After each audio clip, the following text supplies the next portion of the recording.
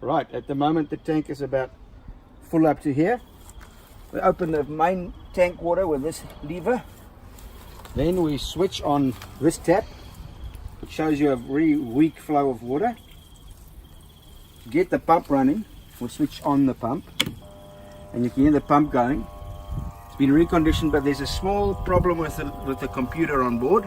So all we need to do is flick that little fan, and it will start running.